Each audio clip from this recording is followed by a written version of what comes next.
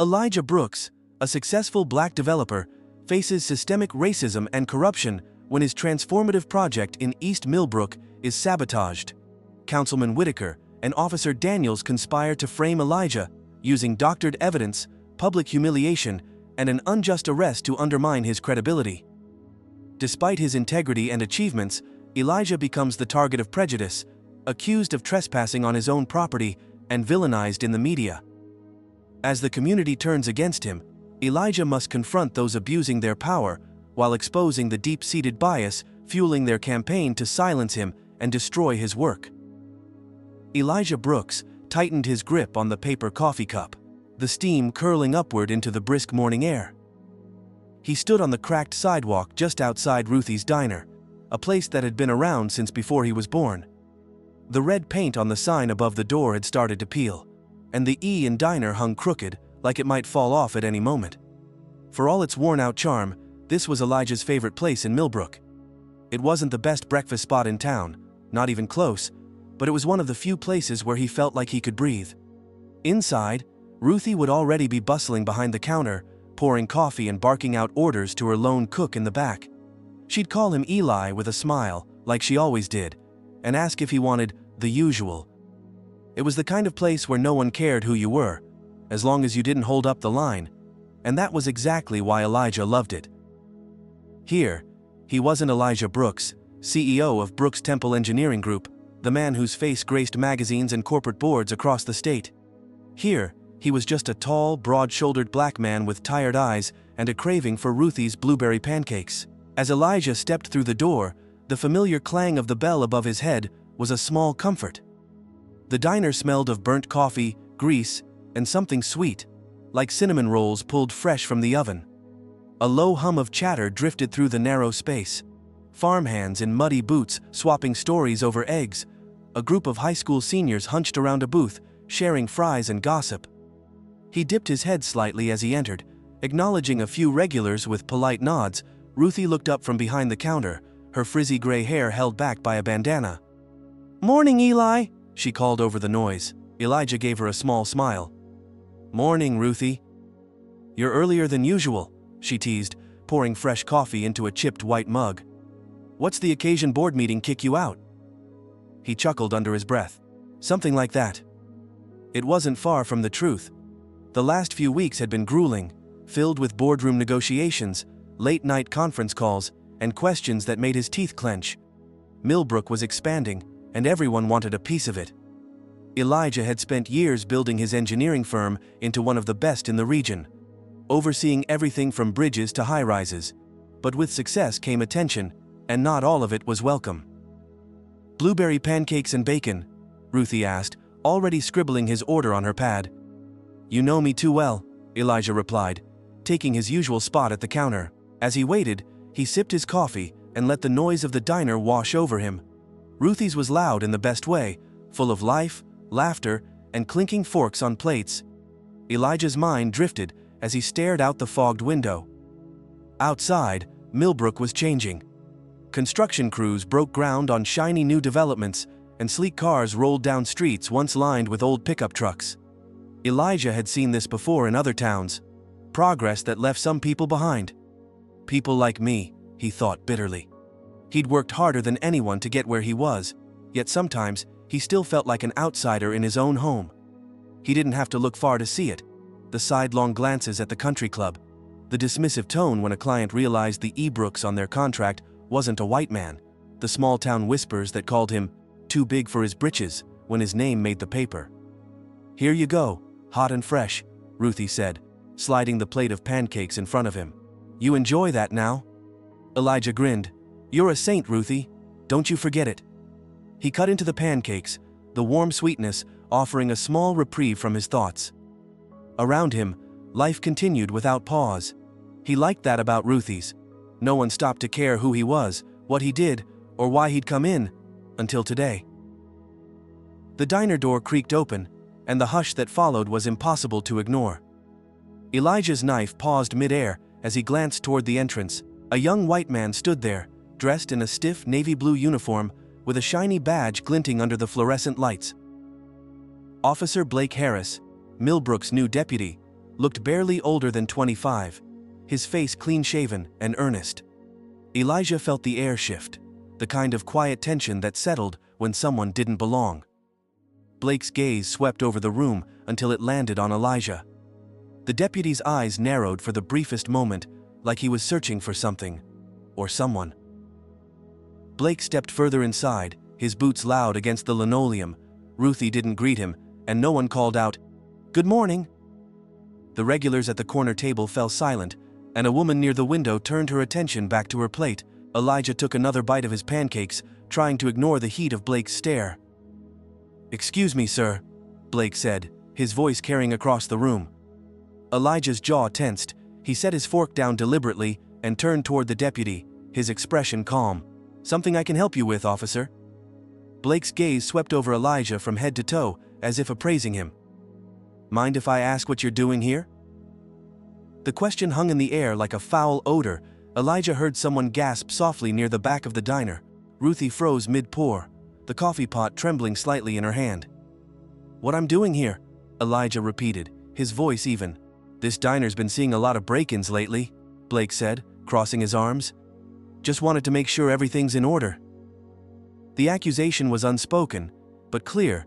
Elijah felt his pulse quicken, but he kept his expression neutral. "Is there a reason you're asking me that, officer?" Blake shifted his weight, his eyes hard. "Just doing my job, sir. We don't get many strangers around here." Strangers. Elijah let the word hang in his mind for a moment, tasting its bitterness. He glanced around the room, meeting the eyes of people he'd known for years. Neighbors, friends, clients. Some looked away, others offered small nods of solidarity, though they stayed silent. "I'm not a stranger," Elijah said quietly. "I've been coming here for years." Blake's jaw tightened. He didn't respond, but the message was clear. "You don't belong here." Ruthie slammed the coffee pot down on the counter, startling everyone. "Officer Harris," she snapped, her voice sharp as a knife, "if you're done stirring up trouble, I suggest you leave. Elijah's been a customer here longer than you've been alive." Blake's face flushed crimson. For a moment, he looked like he might argue, but Ruthie's glare left little room for debate. The young deputy muttered something under his breath, then turned on his heel and left. The bell above the door clanging harshly behind him. The silence in the diner lingered like smoke. Elijah picked up his fork again, though his appetite had soured.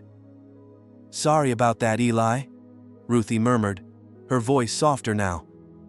He looked up at her, offering a small smile. "It's not your fault, Ruthie." But the truth was, it stung. Elijah wasn't surprised by what had just happened. It wasn't the first time, and it wouldn't be the last. He was used to proving himself, to earning respect in rooms where he wasn't welcome. Still, something about the way Officer Harris had looked at him, like he was out of place, a problem to be solved, made Elijah's chest tighten.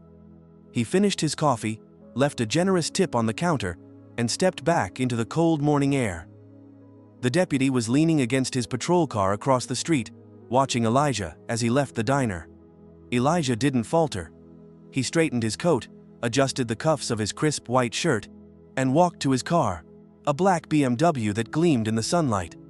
He slid behind the wheel, his hands steady on the leather steering wheel. As the engine roared to life, Elijah glanced at his reflection in the rearview mirror. His face was calm, but his eyes burned with something sharp, something he hadn't felt in a long time. This isn't over, he thought. Elijah Brooks pulled into the parking lot of the Millbrook courthouse, the BMW's tires crunching against the gravel. The old brick building loomed ahead, its stone pillars weathered and chipped, a relic of an era that never quite made space for men like him. Inside, the air was thick with the smell of old paper and fresh coffee, the kind of stale familiarity that always made Elijah's shoulders tighten. Court appearances were routine for his business. Contract disputes, zoning approvals, or petitions to break through bureaucratic red tape. Today's hearing was supposed to be no different, a final green light on a project that would bring jobs and infrastructure to Millbrook's struggling east side. Elijah walked through the metal detectors, the polished floors reflecting the overhead lights. He adjusted the sleeves of his tailored coat as the guard, a man in his 40s with thinning blonde hair, gestured for him to stop. "Step aside, please." Elijah's brow furrowed slightly, but he complied. He set his briefcase down and raised his arms out at his sides, a practiced motion he'd been through too many times before. "Is there an issue?" Elijah asked calmly, his baritone voice measured. The guard ran the handheld scanner up and down his body. "Routine check," he said gruffly, though Elijah couldn't help but notice that no one else was being pulled aside. Across the way, a man in a rumpled suit walked through unbothered, his phone still jingling in his pocket. The scanner beeped near Elijah's wristwatch, an understated silver timepiece. "Take that off," the guard ordered. Elijah slipped it off without a word, holding it out as the guard scrutinized it like it might explode in his hands. "Sir, I assure you, it's just a watch," Elijah said, fighting to keep his voice steady. "Quiet, I'm doing my job," the guard snapped, giving him a dismissive glare. Elijah exhaled slowly, feeling the weight of the other people's stares pressing against his back. A young white woman near the entrance clutched her handbag a little tighter as she glanced at him, her eyes darting away when he looked her way. "Breathe," Elijah reminded himself. Finally, the guard handed back his watch. "You're clear. Go on." Elijah took it with a curt nod, grabbed his briefcase, and walked through the grand, echoing hallway toward courtroom 3A. He felt the heat of humiliation rising to his face, but he forced himself to focus. This wasn't new, and he'd learned long ago that nothing good came from losing his composure. Not here. Inside the courtroom, Elijah spotted Marcus Eldridge, his firm's attorney, already seated at the petitioner's table. Marcus, a wiry black man in his early 40s, wore a navy suit and a perpetually confident expression, though his smile faded when he saw Elijah approaching. "What happened?" Marcus whispered as Elijah took his seat. "Security check," Elijah replied evenly. Marcus's eyes darkened. "Every time," he muttered. "Let it go," Elijah said softly, though his jaw tightened. "We've got bigger things to focus on." The judge entered, a heavyset man in his 60s with thin glasses perched on his nose. "Please rise," the bailiff called. Everyone stood. The judge took his seat, shuffled through a stack of papers, and cleared his throat. "Brooks Temple Engineering Group, you're here regarding the proposed East Millbrook redevelopment project, is that correct?" "Yes, Your Honor," Marcus said, standing. "We're seeking final approval on the zoning adjustments required to proceed. All documentation has been submitted and reviewed." The judge looked down at the paperwork, frowning slightly. "I see. And who is present to speak on behalf of Brooks Temple?" Elijah rose to his feet, buttoning his coat. "I am, Your Honor, Elijah Brooks, CEO." The judge glanced up, his gaze lingering on Elijah for just a second too long. "You're Mr. Brooks?" "Yes, sir," Elijah replied, his voice steady. "Interesting," the judge muttered under his breath, though the microphone caught just enough for the words to carry. Elijah felt the weight of the comment settle over him, but he didn't react. He kept his posture straight, his expression composed. Marcus shot him a look, his brow furrowed. He'd heard it too. "Very well," the judge said, adjusting his glasses. "I'll hear your petition." For the next 15 minutes, Marcus presented their case, the impact studies, the economic benefits, and the meticulous plans Elijah's firm had spent months perfecting. Elijah stood beside him, hands clasped, answering questions when prompted. Everything was airtight. The data spoke for itself. But as the judge listened, his expression hardened. He tapped his pen against the desk impatiently, interrupting Marcus mid-sentence. "Let me ask you something, Mr. Brooks," the judge said, looking directly at Elijah. "Yes, Your Honor?" "Why this project? Why East Millbrook?" The judge's tone was casual, but his words carried an undertone of suspicion. "It seems a bit ambitious for a neighborhood like that." Elijah met his gaze evenly. "Ambitious, Your Honor, is exactly what East Millbrook needs. The area has been neglected for decades. This project would create jobs, improve infrastructure, and breathe life back into the community." The judge leaned back in his chair, lips pursed. "And you don't think it's too modern?" Elijah felt the insult beneath the question. Too modern. He knew what the judge meant. A polished, thriving East Millbrook didn't fit the picture some people wanted to preserve. A picture where its residents were expected to stay exactly where they were, invisible and forgotten. "Change can be uncomfortable, Your Honor," Elijah replied carefully. "But it's necessary. This project would help thousands of families build better lives." The judge didn't respond. He shuffled the papers on his desk, his expression unreadable. "I'll need time to deliberate. This hearing is adjourned." The gavel came down with a crack, and the murmurs began as people rose from their seats. Elijah felt Marcus's hand on his shoulder. "We did everything right," Marcus said, his voice low. "This should have been a slam dunk." Elijah nodded, though he couldn't shake the feeling that it wouldn't be enough. As they gathered their files, Elijah heard the faint sound of laughter from the corner of the room. Two men in suits, developers who had submitted competing projects, were whispering to each other, their eyes flicking toward him. "Can't wait to see that one crash and burn," one of them muttered, not bothering to keep his voice down. Elijah's fists clenched at his sides, but he said nothing. "Let's go," he said quietly to Marcus, leading the way out of the courtroom. As they stepped into the hall, Elijah's phone buzzed in his pocket. He pulled it out and frowned at the number. It was from his office. "Elijah Brooks," he answered. "Sir," his assistant Janine said nervously on the other end. "You're going to want to see this." "What is it?"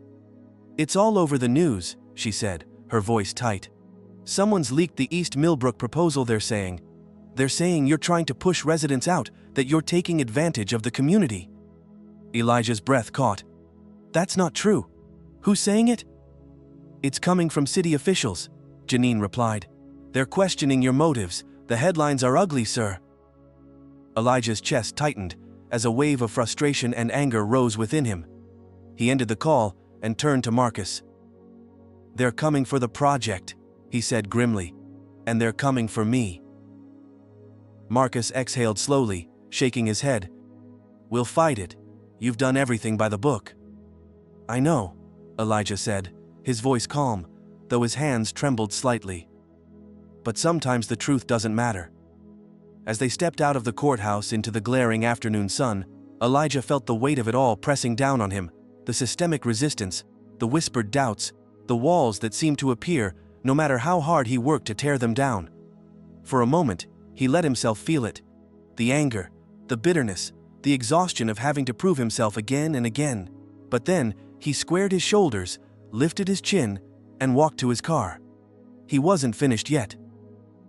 Elijah Brooks paced in his office, his phone pressed tightly against his ear. Floor-to-ceiling windows framed a cityscape in the distance, but Elijah wasn't seeing it. His mind was consumed by the firestorm engulfing the East Millbrook redevelopment project. "You need to get ahead of this, Elijah," Marcus said over the line, his tone tense but controlled. "The headlines are killing us. Wealthy developer displaces working families. It's spreading like wildfire. We need a public statement." Elijah exhaled sharply, running a hand over his neatly cropped beard. "This isn't just bad reporting," he replied. "Someone's feeding this narrative. The city council has been lukewarm since day one, and now it feels orchestrated." "I'm digging into the source," Marcus assured him. "But you need to be careful, Elijah. You know how this works. They'll look for anything to smear you, twist it, spin it, make it ugly. We don't want to give them more ammunition." Elijah let the words sink in. He'd fought too hard, for too long, to lose ground like this. He thought of the families in East Millbrook, people he knew, people who deserved the opportunities this project would bring. He couldn't let them down, no matter how many obstacles were thrown in his way. "Draft the statement," Elijah said finally. "Keep it direct, focus on the facts, and get Janine to line up an interview with the Millbrook Herald. We need to take control of this before it spirals." "On it," Marcus replied. "And, Elijah?" "Yeah? Watch your back. I have a bad feeling about this." Elijah hung up, his thoughts racing. Marcus was right. This was bigger than bad press. Somebody wanted the project buried, and they were willing to play dirty. He pulled his coat from the chair and grabbed his briefcase. He needed to clear his head and visit the site for himself. The sun dipped low over East Millbrook as Elijah parked his car on the edge of the construction zone. The site was empty for the evening, save for a few pieces of heavy machinery and skeletal frameworks of buildings that were beginning to take shape. Dust swirled in the cooling air as Elijah stepped onto the lot, the gravel crunching under his polished shoes. This was more than a development, it was a promise. Growing up, Elijah had watched neighborhoods like this rot while politicians made empty speeches. He had vowed that if he ever gained the power to make a difference, he wouldn't waste it. But power was a double-edged sword. A sudden set of headlights flashed across the lot, illuminating Elijah's path. He turned to see a patrol car rolling up slowly, its engine growling low. His shoulders tensed as the car came to a stop, and two officers stepped out. "Here we go." The taller of the two, Officer Blake Harris, adjusted his belt and strode toward Elijah, his partner lingering back. Blake's face was unreadable, but there was something smug in his posture. "Evening, Mr. Brooks," Blake said, his voice dripping with forced politeness. "Officer Harris," Elijah replied evenly. "Is there a problem?" Blake tilted his head, scanning the site like it was a crime scene. "Got a call about suspicious activity out here. Thought I'd check it out." "Suspicious activity?" Elijah repeated, keeping his voice steady. "This is private property. I have full authorization to be here." Blake raised an eyebrow. "Private property, huh? Funny, from where I'm standing, it looks like you're trespassing." Elijah's patience frayed at the edges. "You know exactly who I am. This is my project."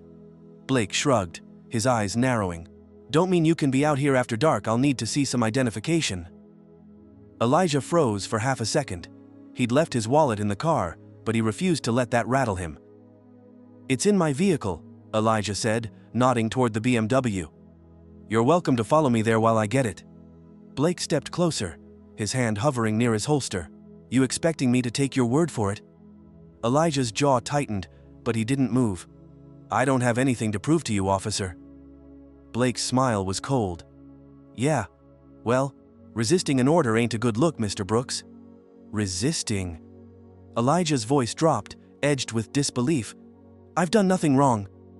The second officer, Mitchell, stepped forward, his face uneasy. "Blake, maybe we should—" "Stay back, Mitch," Blake snapped, cutting him off.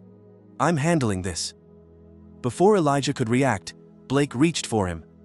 A hand gripped Elijah's arm roughly, and instinctively, he jerked away. "Do not touch me," Elijah said sharply, his voice rising. Blake didn't hesitate. "That's it, you're under arrest." "What?" Elijah felt the world tilt. "For what?" Blake's voice was cold and methodical. "Trespassing and obstruction. You have the right to remain silent." Mitchell's eyes widened as Blake pulled out his cuffs. "Blake, come on. This isn't necessary." "Back off, Mitch." Blake snapped again, locking one cuff around Elijah's wrist. Elijah's pulse roared in his ears as Blake wrenched his other hand behind his back. Every fiber of his being screamed to resist, to shout, to fight back, but he forced himself still. He wouldn't let them win. "Officer Harris," Elijah said through gritted teeth, "you're making a mistake." "You should have stayed in your lane," Blake muttered, pushing Elijah toward the patrol car. The headlights cast long shadows across the ground as Elijah's shoes dragged through the gravel. For the first time in years, a searing mix of humiliation and fury burned through him. Mitchell stood frozen, his expression a mask of shame. "Blake, this isn't right," he said softly. Blake ignored him as he opened the back door and shoved Elijah inside. The door slammed shut, and Elijah sat stiffly in the back seat, his wrists aching against the cuffs. Through the window, he could see Blake speaking into his radio, the words muffled. Mitchell lingered off to the side, his hands fidgeting nervously. Elijah's mind raced. He wasn't naive. This wasn't about trespassing. It was about power. It was about sending a message: stay where you belong. The weight of it all hit him in waves. For years, Elijah had swallowed his pride, fought uphill battles, and played by the rules. And yet, here he was, cuffed like a common criminal, his success meaningless in the face of men like Blake Harris. He exhaled shakily, closing his eyes. Think, breathe. Outside the car, his phone buzzed in his coat pocket, abandoned near the patrol car where Blake had dropped it. If Marcus or Janine were calling, they wouldn't get an answer. For now, Elijah was on his own. It wasn't long before a new set of headlights cut through the darkness. A black SUV pulled up to the scene, and Elijah watched as a figure stepped out. Marcus. He'd come. Marcus strode toward the officers, his voice carrying through the night. "What's going on here?" Blake turned to him, smirking. "And you are?" Marcus Eldridge, Mr. Brooks's attorney. Marcus's tone was icy. What's the charge? Your client was trespassing, Blake said flatly. He resisted when I told him to leave. Marcus's eyes flashed. This is his construction site, he owns it. Blake shrugged. Didn't have ID. That's because you didn't let him retrieve it, Marcus shot back, his composure beginning to crack. You're crossing a line. Officer Harris, release him now. Blake looked like he might argue, but something in Marcus's tone gave him pause. With a sneer, he turned toward the car and yanked open the door. Get out, he muttered, roughly pulling Elijah from the back seat. Elijah stumbled slightly as his feet hit the ground. His cuffed wrists, straining Blake, unlocked the cuffs with a click and shoved them into his belt. You got lucky, Blake muttered. Watch yourself next time. Elijah turned to face him, his dark eyes steady and unflinching. You'll regret this, he said quietly, his voice laced with steel. For the first time, Blake hesitated, like he saw something in Elijah that made him pause. Marcus stepped in, his hand on Elijah's shoulder. Come on, he murmured. Let's go. Together, they walked toward Marcus's SUV, leaving Blake and Mitchell standing in the glow of the patrol car's lights. As Elijah climbed into the passenger seat, his mind was already moving, piecing together what had to come next. The drive back to Elijah's office was shrouded in silence. Marcus gripped the steering wheel tightly, his knuckles pale as he cut through the quiet streets of Millbrook. Elijah sat in the passenger seat, staring blankly out the window. His wrists stung from the cuffs, a dull ache that pulsed like a bitter reminder of what had just happened. They think they can humiliate you, Marcus said finally, his voice low and tight. Blake Harris isn't acting alone. This feels coordinated. Elijah didn't respond right away. His mind was a whir of images, the cold steel of the cuffs biting into his skin, the smug curve of Blake's lips, and the sound of gravel crunching beneath his feet as he was shoved into the patrol car. He took a deep breath, letting it out slowly. It's bigger than Harris, Elijah said, his voice calm but edged with steel. Someone doesn't want this project to happen, and they're using me as a scapegoat. You're right, Marcus replied, but you have to be smart about this. They're looking for a reason to bury you. Elijah turned to face him, his gaze sharp. They're not going to bury me, Marcus. Not this time. The SUV pulled up outside Elijah's office building. A group of reporters waited near the entrance, their cameras aimed like loaded guns. Marcus groaned. Great. The vultures are already here. They were waiting for this, Elijah muttered. Somebody made sure it got out fast. Before Marcus could protest, Elijah opened the door and stepped out. A barrage of questions hit him like a tidal wave as reporters surged forward. Mr. Brooks, is it true you were arrested for trespassing on your own property? Do you have a response to allegations that you're displacing families in East Millbrook? Are you stepping down as CEO in light of these accusations? Elijah lifted his hand, silencing the chaos. He straightened his shoulders and looked directly at the crowd, his voice cutting through the noise like a blade. I have one statement to make, he said firmly. What happened tonight was an abuse of power, an attempt to discredit me and undermine a project that will bring life back to a forgotten part of our community. He paused, his voice unwavering. I will not be intimidated, I will not be silenced, and I will not stop fighting for East Millbrook. The reporters shouted more questions, but Elijah turned and strode into the building. Marcus followed close behind, shaking his head. You sure about that speech? Marcus asked as they entered the elevator. You just put a target on your back. Elijah met his friend's gaze. There was already a target. Now they know I see it. The next morning, Elijah's face was everywhere. News outlets played grainy footage of him being shoved into the patrol car, his hands cuffed behind his back. Pundits speculated about his aggressive behavior and trespassing charges, while others questioned whether his East Millbrook project was truly in the community's best interest. Elijah sat in his office, the blinds drawn as Marcus flipped between news channels. Janine stood by the door, her face pale with worry. This is a full-scale smear campaign, Marcus said, setting the remote down with a thud. They're painting you as a villain, Elijah. Wealthy developer out of touch with real people. You're the bad guy in their story. Elijah rubbed his temples, his frustration boiling just beneath the surface.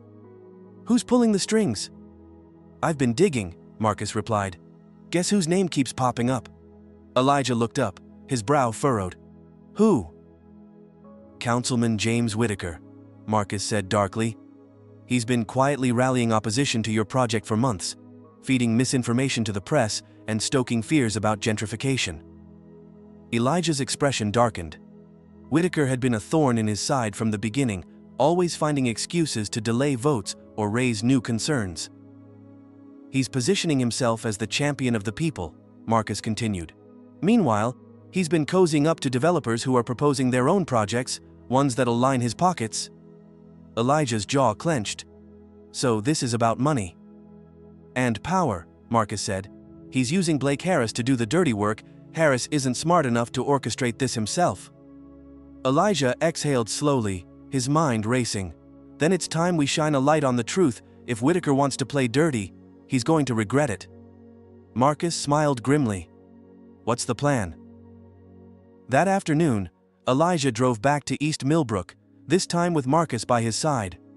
The site was quiet again, the skeletal framework of unfinished buildings standing like sentinels against the overcast sky.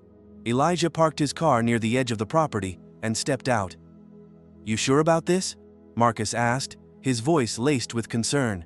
"Walking into the lion's den?" "I'm done hiding," Elijah said simply. As they walked the perimeter of the site, Elijah noticed something strange.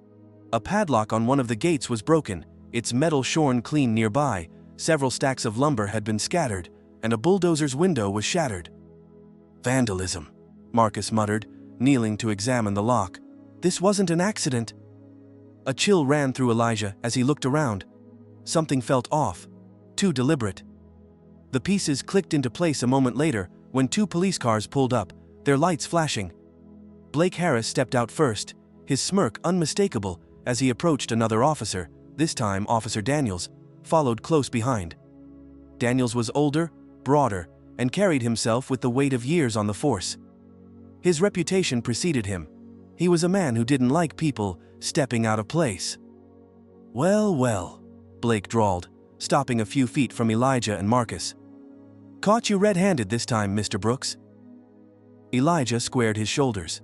"Red-handed doing what?" Daniel stepped forward, his gaze hard. "We got a tip about vandalism on this property, damaged equipment, broken locks. Looks to me like someone's trying to sabotage their own project." Elijah stared at him, incredulous. "You think I did this?" Blake's smirk widened. "Wouldn't be the first time someone tried to stir up sympathy when a project goes south." Marcus stepped in.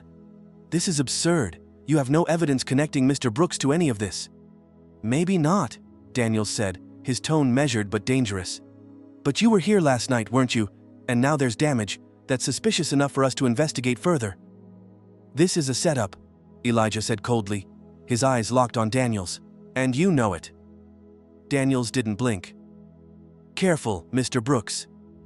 Making accusations like that could land you in real trouble." Blake pulled out a small notebook, scribbling something down. "Until we figure out what's going on here, this site's closed, effective immediately." "You can't do that," Marcus snapped. "This project is fully approved." Daniels raised an eyebrow. "We'll see what the council says about that. After this gets out, I'm sure they'll have some questions for you, Mr. Brooks." Elijah felt the weight of their words, the trap tightening around him. They weren't just trying to stop the project. They were trying to ruin him. Destroy his name. "This isn't over," Elijah said quietly, his voice calm but laced with fire. "I'll fight this with everything I have." Blake smirked, looking forward to it. As the officers turned to leave, Marcus turned to Elijah, his face pale. "They're playing dirty, Elijah, real dirty." Elijah nodded, his jaw tight. "Then it's time to show them they picked the wrong man to corner." He looked out over the site, his project, his promise, and clenched his fists. Whatever it took, he wouldn't let them destroy it. That night, Elijah sat in his study, poring over files with Marcus. A knock at the door startled them both. Janine entered, her face pale. "You need to see this," she whispered, handing Elijah her phone. On the screen was a video.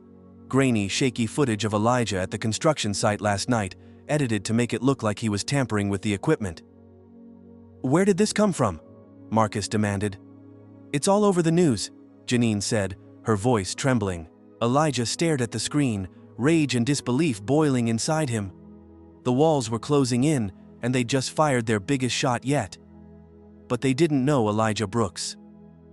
"This changes everything," he said softly, a spark of determination lighting in his eyes. "They think they've won." Marcus looked at him, confused. "What are you thinking, Elijah?" The hum of voices in City Hall's council chamber rose like a swarm of bees. A crowd had gathered, spilling into the aisles and murmuring among themselves. Activists, reporters, and East Millbrook residents. At the center of it all sat Elijah Brooks, his face calm, but his jaw set, radiating quiet determination. This was it.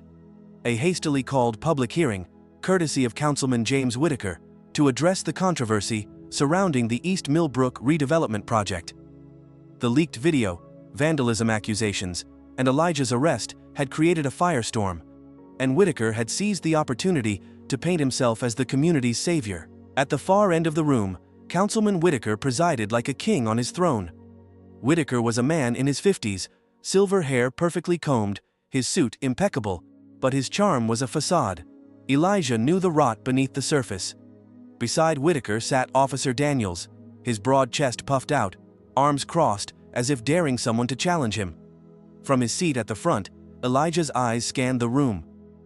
He saw Marcus whispering to residents who'd come to support him, their faces anxious but hopeful. He also noticed Blake Harris near the back, standing smugly by the exit like a soldier guarding his territory. "You want to fight?" Elijah thought, his pulse steady.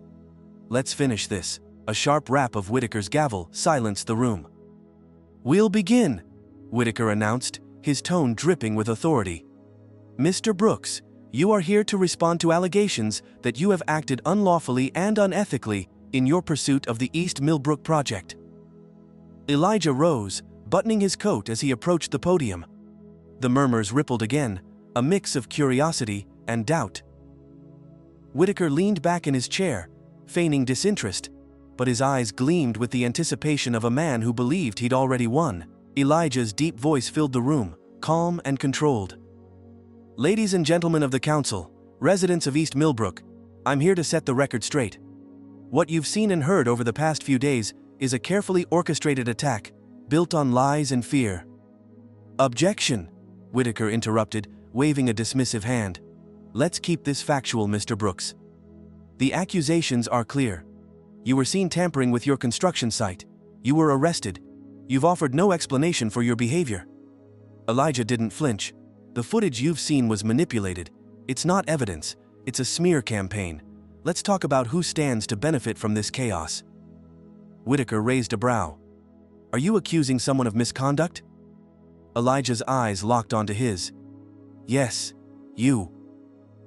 The room gasped audibly. Whitaker's carefully crafted mask slipped for a fraction of a second before he recovered. "Careful, Mr. Brooks," he said icily. "You're treading dangerously close to slander." Elijah smiled faintly, just a shadow of one. "I'm not here to speculate, I'm here to show you the truth." He turned toward Marcus, who stood holding a laptop. With a nod, Marcus activated the projector, and the room dimmed as an image appeared on the large screen. A grainy freeze frame of the vandalized construction site. Elijah pointed to the image. "This footage has been circulating for days," Elijah began, his voice ringing clear. "But what no one told you is that it was doctored. This," he clicked a button on the laptop, "is the original security feed, obtained directly from our cameras." The video played. The screen showed the vandalized site from a new angle, the date and timestamp crystal clear. A figure appeared, not Elijah, but a man in a hoodie, deliberately smashing windows and cutting locks. Marcus zoomed in, freezing the image. It wasn't perfect, but the man's face was unmistakable. The room erupted into whispers. Elijah turned back toward Whitaker and Daniels, his expression razor sharp. "You want to know who sabotaged the site? That's Officer Harris." Gasps filled the room again as people craned to see the image. Whitaker's face paled, and Daniels shifted in his seat, his jaw twitching. "This is outrageous," Whitaker thundered, banging his gavel. "You can't accuse an officer of the law." I can, Elijah shot back, cutting him off. And I will, because the truth matters. Councilman Whitaker, Officer Harris vandalized the site, and you orchestrated the rest, leaking false footage to the press, pushing for my arrest, and feeding fear into this community to serve your own interests. Whitaker's voice rose. You have no proof. I have enough, Elijah said, holding up a thick manila folder. Signed contracts showing Councilman Whitaker's connections to a competing developer, phone records showing recent calls between him and Officer Harris, and bank statements. Marcus passed the documents to the clerk, who handed them to the council members. Whitaker's composure shattered as they leafed through the evidence. His face turned crimson as he stammered, "This is a smear job, lies." Lies? Elijah's voice cut through the chaos, steady and powerful. Tell me, Councilman, who's really trying to hurt East Millbrook, the man building homes and infrastructure, or the one lining his pockets while sabotaging progress? Whitaker opened his mouth, but no words came. He looked to Daniels, whose stoic mask had cracked. The officer's face was pale, his bravado gone. Suddenly, a voice rang out from the back. Enough! The crowd turned to see Blake Harris pushing his way to the front, his face flushed with anger. This is nonsense, Blake snapped. You can't trust anything he says. Elijah's gaze bore into him. You've already been exposed, Officer Harris. Care to explain why you were at my construction site that night? Blake faltered. I was following a tip. From whom? Elijah pressed. Councilman Whitaker? The silence was damning. Blake glanced nervously at Whitaker, who refused to look at him. The cracks in their scheme were now gaping fissures, visible for all to see. Enough, Elijah said, his voice ringing with finality. The people of East Millbrook deserve better than this. They deserve leaders who fight for them, not against them. He turned to the crowd, meeting their eyes. This project was never about profit. It was about people, and I won't let corruption or fear take that away from you. The room sat in stunned silence for a long beat. Then, one voice called out, "We're with you, Mr. Brooks." Another joined in. "Expose them." A ripple of support surged through the chamber. Whitaker slammed his gavel again, but it was futile. He'd lost control. The crowd had turned against him. Elijah stepped back from the podium, his shoulders squared as Marcus clapped him on the back. "You did it," Marcus said, his voice tinged with awe. "Not yet," Elijah replied quietly, his eyes fixed on Whitaker and Daniels. "But it's coming." As the chamber emptied, reporters swarmed Whitaker and Daniels, their questions like rapid fire. Whitaker shoved his way through the crowd, sweat beading on his brow, while Daniels lingered behind, staring daggers at Elijah. "You think this is over?" Daniels growled, stepping closer. Elijah turned, meeting his glare head-on. "It's far from over," Elijah replied. "But your days of hiding behind that badge are." Daniels smirked, but his eyes betrayed him. There was doubt there now. He stepped back, his bravado crumbling. Marcus joined Elijah as they left the building. The night air was cool, the buzz of voices still echoing behind them. "We exposed them, Elijah," Marcus said, "but they're not going to back down quietly." "I know," Elijah said, looking out at the city, the one he'd fought so hard to change. "But I'm ready for whatever comes next." His phone buzzed in his pocket. Elijah glanced at the screen and frowned. It was an unknown number. He hesitated, then answered. "Mr. Brooks," a familiar voice drawled on the other end. It was Whitaker. "You've made a mess of things," Whitaker said, his tone deceptively calm. "But you're not going to like how this ends." The line went dead, leaving Elijah staring into the dark. The battle wasn't over. Far from it. But for the first time in days, he felt a fire burning in his chest. Let them come. Elijah Brooks stood alone in the middle of the East Millbrook construction site.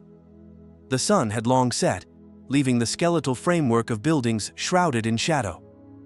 The silence was heavy, unnerving almost, as if the place itself held its breath for what was coming. Elijah checked his watch. Midnight. The timing wasn't coincidental. The anonymous message that had appeared on his phone earlier still lingered in his mind. "Come to the site tonight, if you want the truth." He hadn't shared the text with Marcus or Janine. He didn't want to risk their safety. Whoever was behind this mess, Councilman Whitaker, Officer Daniels, or someone else entirely, was desperate, and desperate men made mistakes. Gravel crunched behind him. Elijah turned sharply, every nerve in his body on edge. From the darkness emerged two figures, Officer Daniels and Blake Harris, their silhouettes stark against the dim glow of the distant streetlights. Daniels led the way, his broad frame purposeful and menacing, while Blake trailed a step behind, nervously glancing around. "You really couldn't stay away, could you, Brooks?"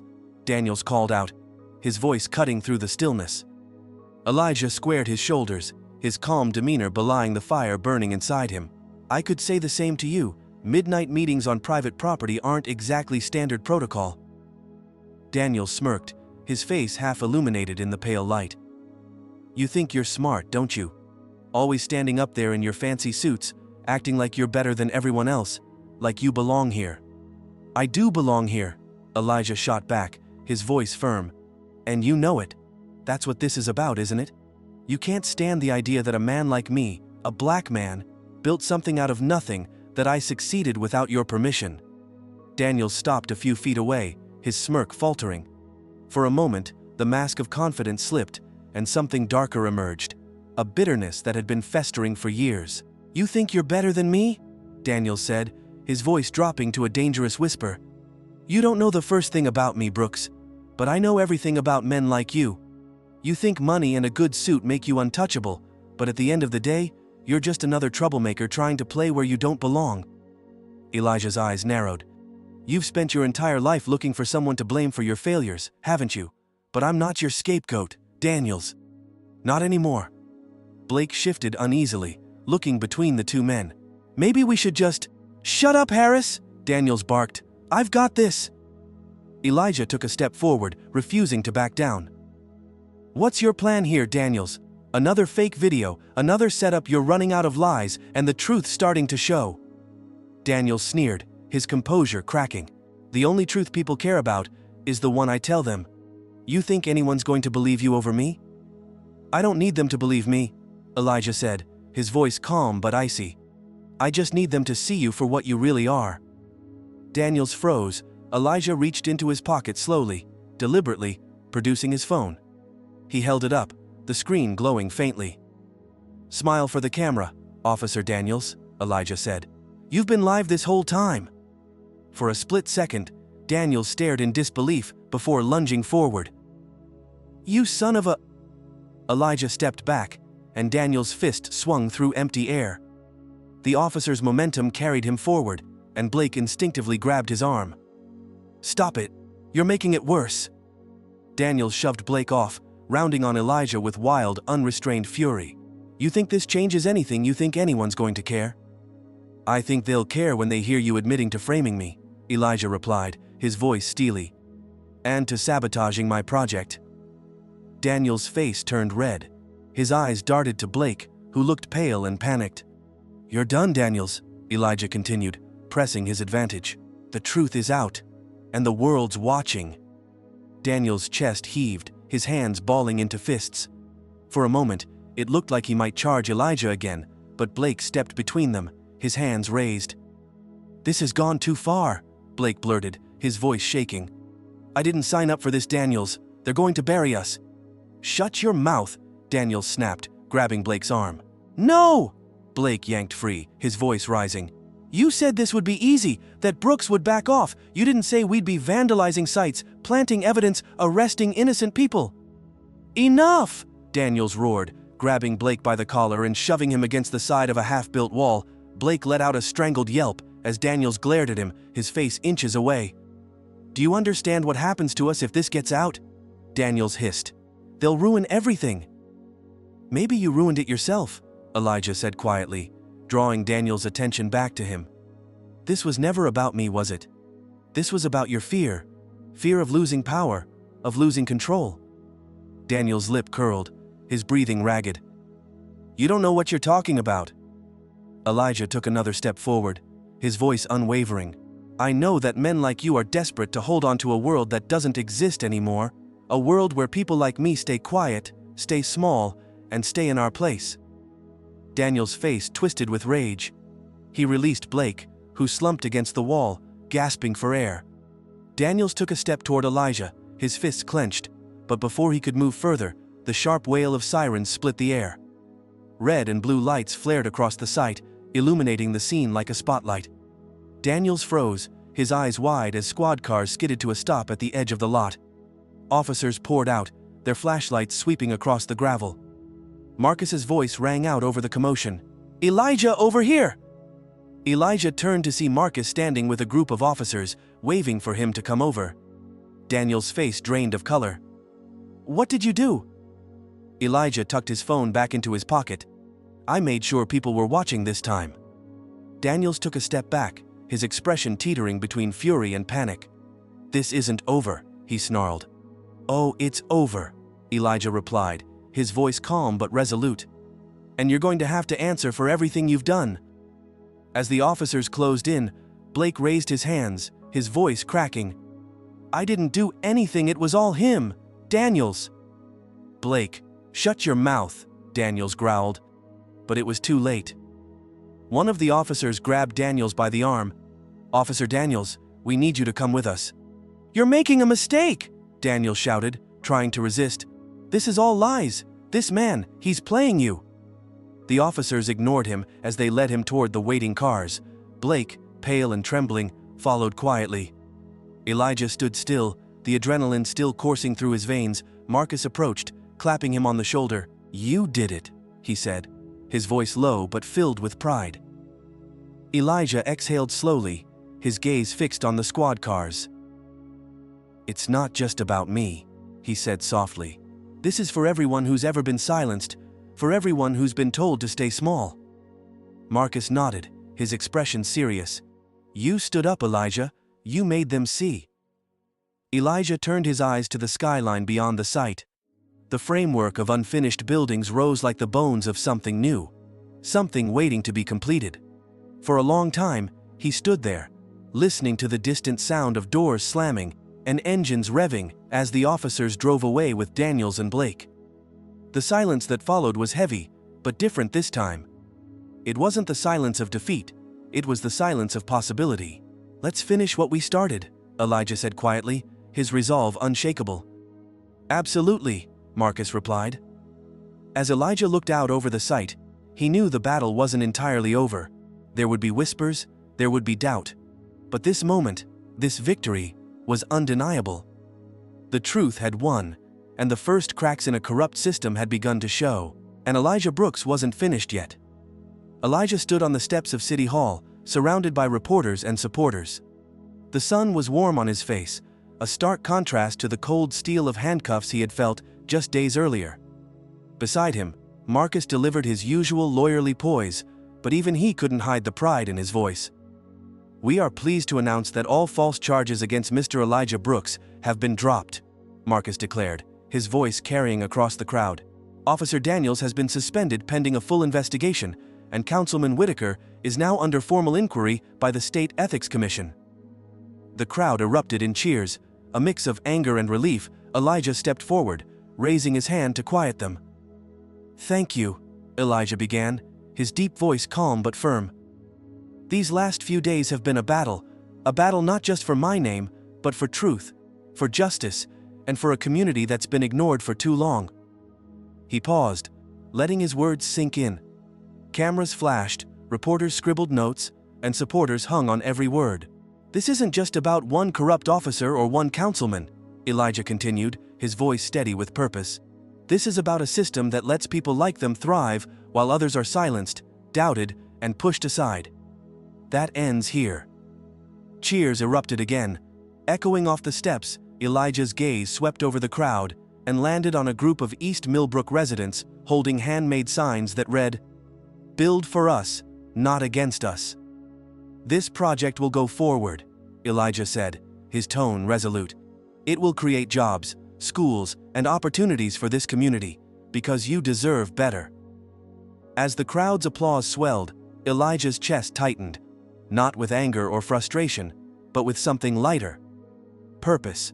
Behind closed doors, the fallout came swiftly. Councilman Whitaker resigned from his post within days, his statement hollow and laced with excuses about needing to focus on his family. Investigators unearthed decades of backroom deals, misappropriated funds, and a network of favors that unraveled his carefully crafted reputation. Officer Daniels fared no better. Internal Affairs launched a full investigation into his conduct, digging up old complaints from residents who'd been too afraid to speak up before Blake Harris, desperate to save himself, agreed to cooperate with authorities, providing a detailed account of Daniels's manipulations and Whitaker's instructions to sabotage Elijah's work. The pillars of corruption that had held Millbrook back for years crumbled one by one. 2 weeks later, Elijah stood at the edge of the construction site, his polished shoes coated in dust as he overlooked the progress. The site was alive with movement, contractors hauling materials, surveyors taking measurements, and workers pounding nails into beams that would soon become homes, schools, and businesses. Elijah exhaled slowly, feeling the weight that had pressed against his chest for so long finally start to lift. "You're smiling," Marcus said, walking up beside him. "That's rare." Elijah chuckled softly, the sound catching even him by surprise. "It's been a long time since I've had a reason to." Marcus looked out over the site, nodding. "You earned this, Elijah, every inch of it." Elijah's expression grew thoughtful. "It's not just about the buildings, Marcus. It's about what they represent: hope, opportunity. A future where people aren't afraid to dream bigger than the place they were born into." Marcus grinned. "Sounds like a speech you running for mayor next?" Elijah shook his head, laughing. "Don't push your luck." A familiar voice called out from behind them. "Mr. Brooks!" Elijah turned to see a group of East Millbrook residents approaching, a mix of parents, young professionals, and elders. At the front was Mrs. Collins, a widow in her 60s who had lived in East Millbrook her whole life. Her smile was warm, though her hands trembled slightly as she reached out to shake Elijah's hand. "You did it," she said, her voice thick with emotion. "You fought for us when no one else would." Elijah took her hand gently, humbled. "It's not just me, this community. You kept me going."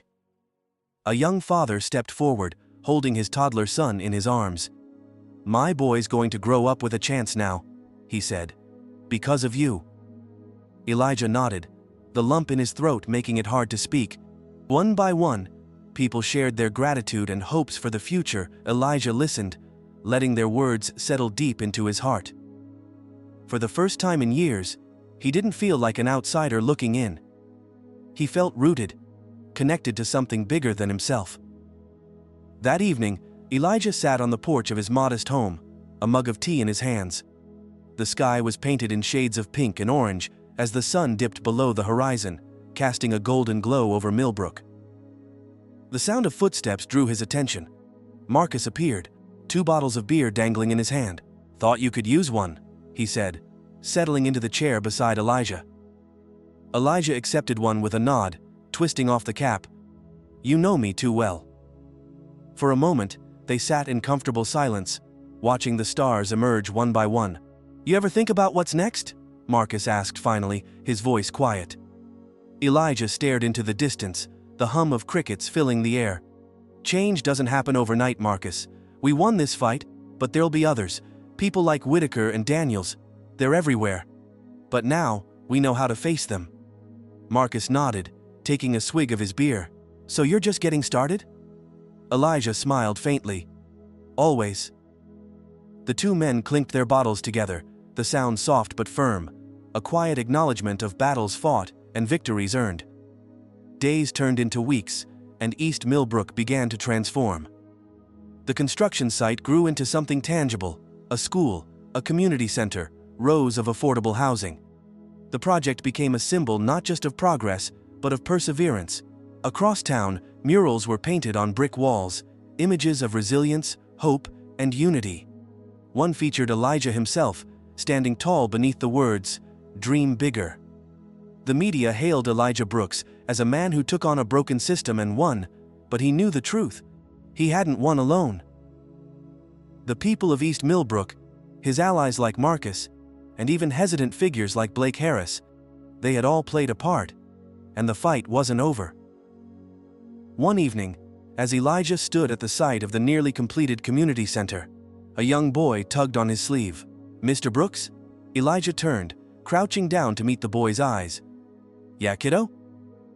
Can I be like you when I grow up? Elijah smiled, placing a hand gently on the boy's shoulder. You can be better. The boy grinned and ran off, his laughter echoing into the evening air. Elijah watched him go, his heart full. He looked out over East Millbrook, now alive with light and movement. There were still battles ahead, still systems that needed to be challenged, but for now, there was hope.